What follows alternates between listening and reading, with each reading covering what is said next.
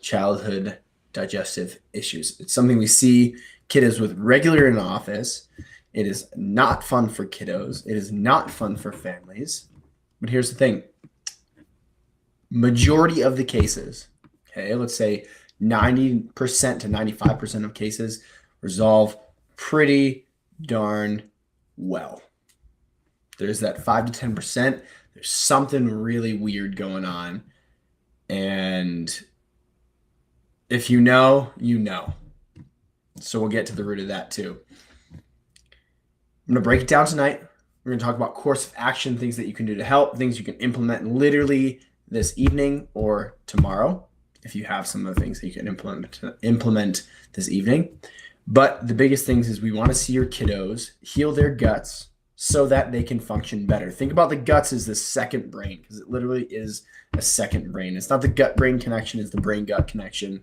Don't get that one mixed up, because the brain controls the gut. The gut does not control the brain entirely. They control each other, but the brain always comes first. Central nervous system. That's why it is enclosed within bone. Gut, soft. It's open. Your body wouldn't do that. The intelligence that created your body would not put your gut in straight tissue. Easy access. Hard bone encloses the most important system, your central nervous system. So it's brain-gut connection. So let's start. There are really 5 main things to target when we're talking about childhood digestive issues. Stress, sensitivities or intolerances, we put that as one category. Imbalances, pathogens, toxins, and then damage that they can have to their gut.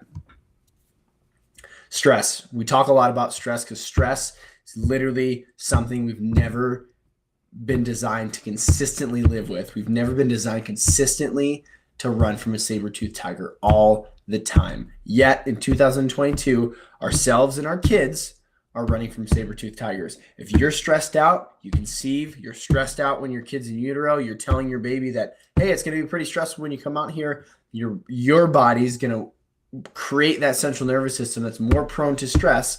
And when that child comes out, they're going to be ready to be more stressed. And they're going to be more stressed because that's the environment you educated them to live in.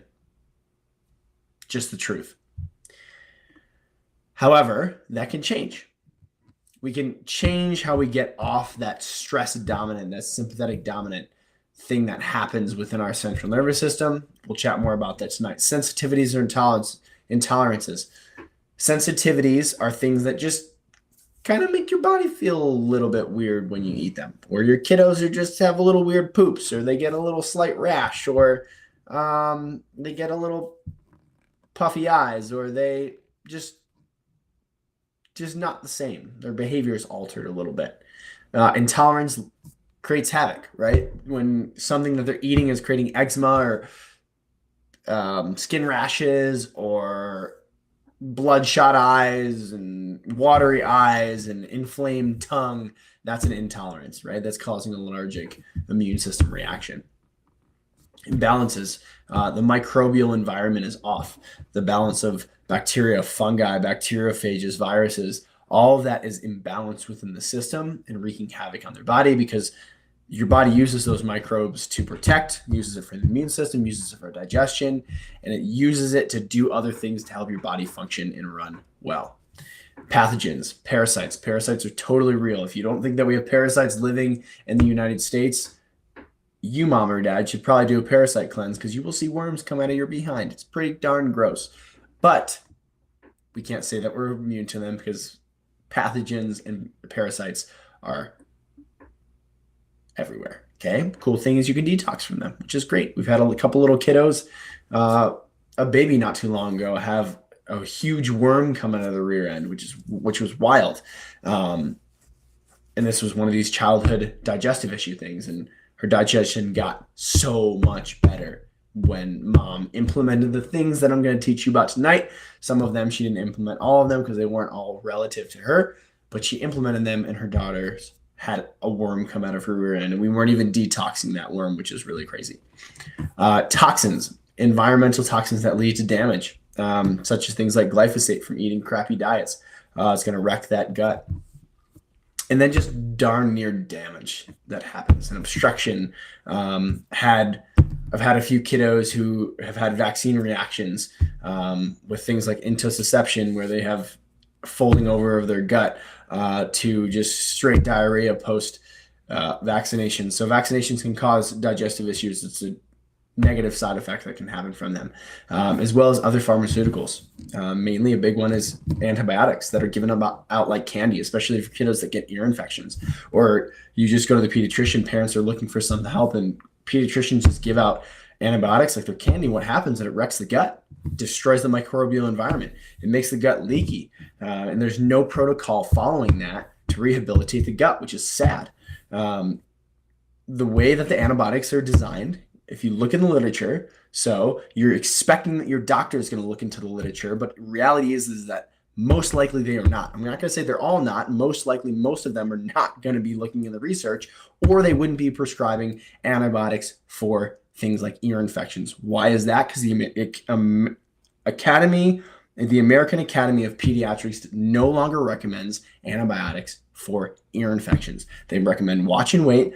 And if it is a bacterial infection from an ear infection, you should culture it, and 80% of them are viral. Antibiotics do nothing for viruses. Most people don't know that antibiotics do nothing for viruses. So that was a tangent. Antibiotics wreck the gut, and then especially overuse of antibiotics wreck the gut. Okay? All right. Let's game plan on this. Okay? We'll go back through on these different categories that wreck the gut and how we can respond to them. Stress. Okay? You know how we combat stress. You've ever watched any of our webinars.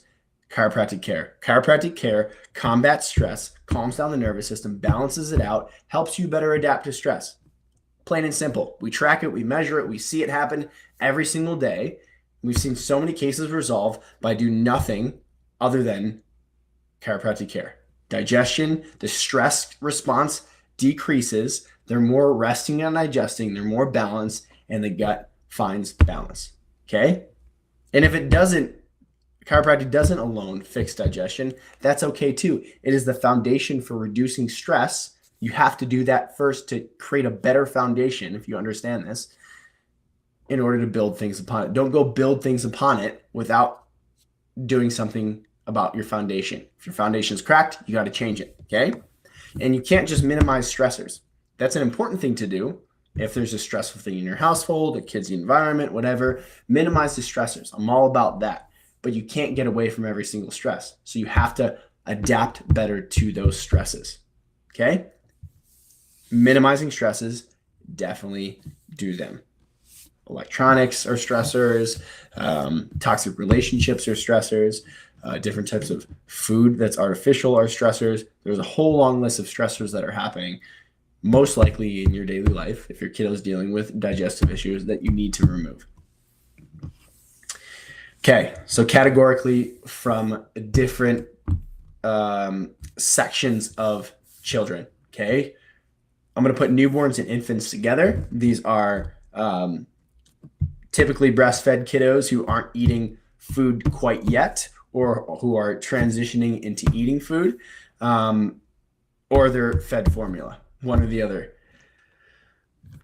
So when we're talking about newborns and infants, and you're curious as to where your kiddos' digestive issues have come from early on, if they're a newborn, we need to look at what mom and dad's health was preconceptively, how their bodies were functioning, especially mom's body was functioning during pregnancy, what happened, what were mom's stress levels like, what environmental toxins or pharmaceuticals mom's exposed to, what's mom's microbial environment within her body, because that affects your child's gut. Okay, we're going to go down to the point of how were they born? Were they born via belly, C-section, or were they born vaginally? Typically, kiddos who are born C-section have more issues because they were not vaginally seeded with the microbial environment that exists within the vaginal canal, as well as from the rectum, right? That is a thing of nature that happens, that gets in that child's face, and that those microbes start to populate a quote unquote sterile gut, and then helps them get the microbes that their mom had that are going to say that this is what you need for this environment to help better adapt to it. The caveat is if mom's gut was messed up, she's going to pass along messed up microbes. Just the reality. Okay. So if that was the case, it's okay, mom. It's all good. Just make sure that, number one, fix your gut. It's really important. Helping your kiddo fix their gut. Okay. Newborn. They got to get adjusted. Mom needs to make sure her nutrient levels are high. Okay. If she's breastfeeding, or if you're giving formula, make sure you're giving a really, really high quality formula. Don't buy any mainstream garbage brands, because reality is it's got GMOs in it, and the number one ingredient is cornstarch. That's all I'm going to say about that. Your child was not born to have GMOs or cornstarch is their main source of food to help them grow from infancy. Okay, so get some good quality stuff such as Halle or from Germany, or the goat's brand, the cow's brand, whatever. Get the Halle brand. That's the best brand. Give your kiddo a good quality infant probiotic. Okay.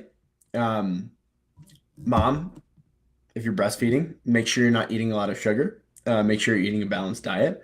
Remove things from your diet that could stress out your kiddo. So this is the topic of intolerances. I'll give you an example from our own life. We have a 9-week-old. It's going to be 10-week-old soon. My wife doesn't notice any intolerances that she has from eating dairy. So she was eating dairy during her pregnancy. Great, fine. She was eating dairy when our son was born. Fine for a little bit. And then our son started to have reflux. And what do? We help kiddos all the time. He was obviously getting adjusted. And we said, well, what's the issue here? So we removed dairy out of her diet. Reflux went away. Okay. He was sensitive. He was intolerant to the way that my wife was digesting dairy and passing it through her breast milk to him. Okay. So that's an intolerance removed, and that improved his gut. He wasn't having reflux. His bowels were a little bit different. Perfect. Issue solved. Hit it with the probiotics with the infant. Okay. Make sure, mom, if we're having those issues, that you're also removing the things out of your diet that you need to remove. Okay. What are the big stressors for kiddos? Dairy, coffee, gluten, cruciferous vegetables. And if that doesn't clear it up, you got to go down the long list of other things that you might notice bother your system. Things like corn, things like soybeans, even some weird things. We've had weird things like avocados that mom was eating, or coconut that mom was eating. Just weird things that mom had to eliminate in order for the child to have better digestion during their infancy. Now, when we're transitioning from that newborn into first foods, because first foods can do great things for a child's gut, or they can wreck them. Okay, another experience from my own life. I have a now 4-year-old who thought we were nailing it with the first foods. We started out with typical, what of the avocados and sweet potatoes. My daughter never had digestive issues and was pooping pooped a golf ball, and that was hard and solid. And we're like, what is going on? We cut out the avocado, it went away.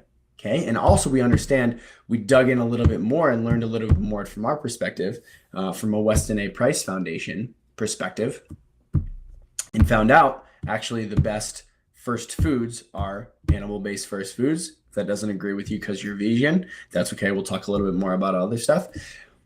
The best first foods are animal-based, because breast milk is animal-based.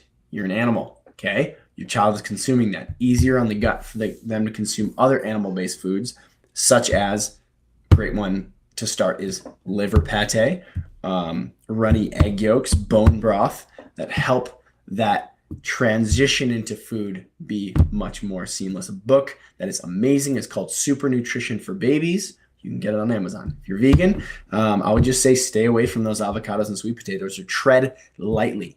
Okay. Now there's a bunch of books that are really, really high quality from more of a mainstream vegetable fruit perspective of giving your kids those things. We like the book called Well-Adjusted Babies. It's going to help you understand our paradigm of health that we live in. It's written by a chiropractor, and she has an amazing first food chart in there. So I bet if you Googled Well-Adjusted Babies first foods chart, sure, you could find it online. Okay. Other part is teething. Teething disrupts the gut, disrupts things within the gut. So make sure that if we're having disruptions in the gut, think about teething as well.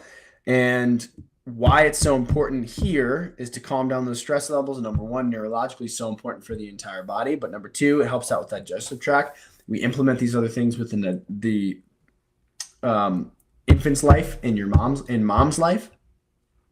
And that gut's going to be set up for the long term, because if the gut's messed up from the start, if we don't correct it, that kiddo is going to transition into more deeper gut issues down the line. Okay. So toddler and young child and beyond.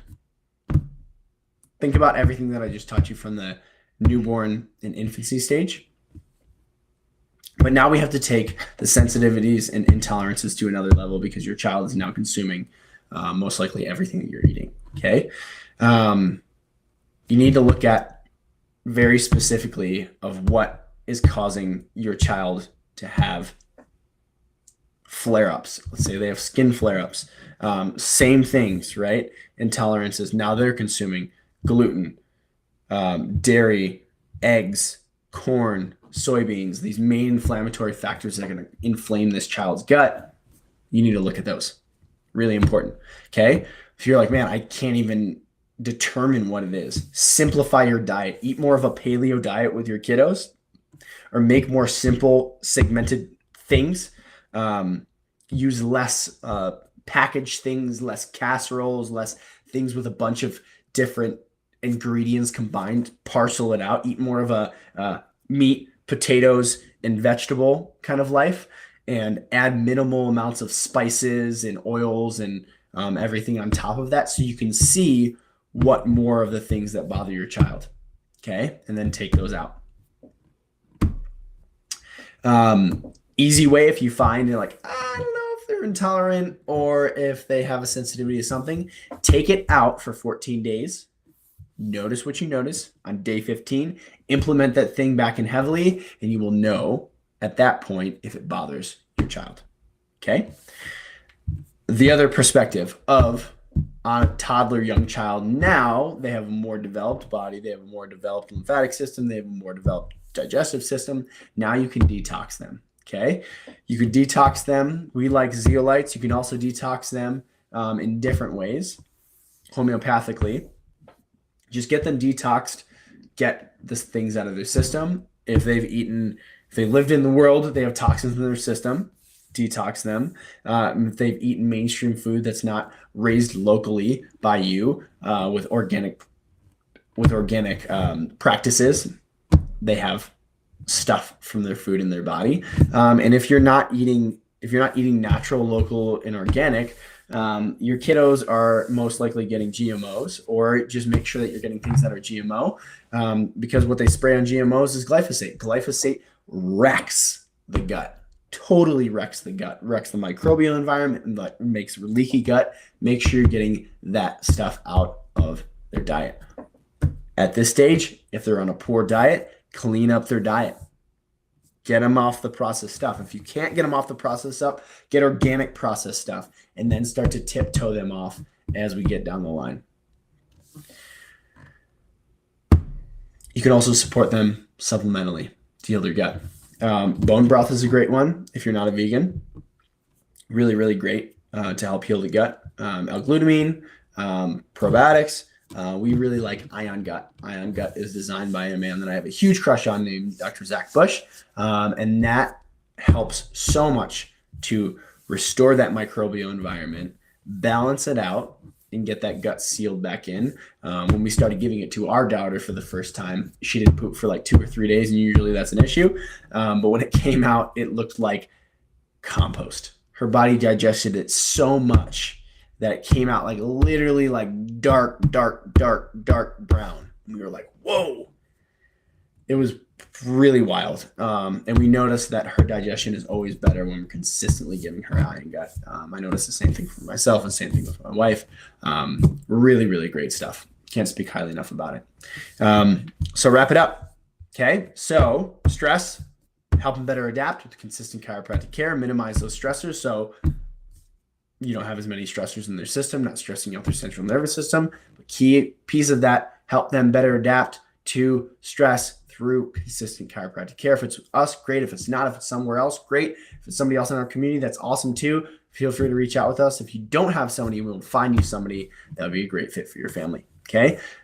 Look at those sensitivities and intolerances within yourself if you're breastfeeding mom or if you're giving your kiddo formula. Notice that within your toddler or your young child. Look at those. Try and balance out. If they haven't gut issues, they must most likely have a microbial imbalance. Give them infants and kiddos. Give them a probiotic. Older kiddos, hit it from all those different perspectives with like L-glutamine, bone broth, ion gut, and a good solid probiotic to get them moving through. Pathogens, parasites, that is a whole nother topic within young kids or older kids. If you've tried all the other stuff and none of it works, you should go see a practitioner that can test your child's stools, like a naturopath, and get you on a parasite or a yeast cleanse or whatever that needs to happen within their system.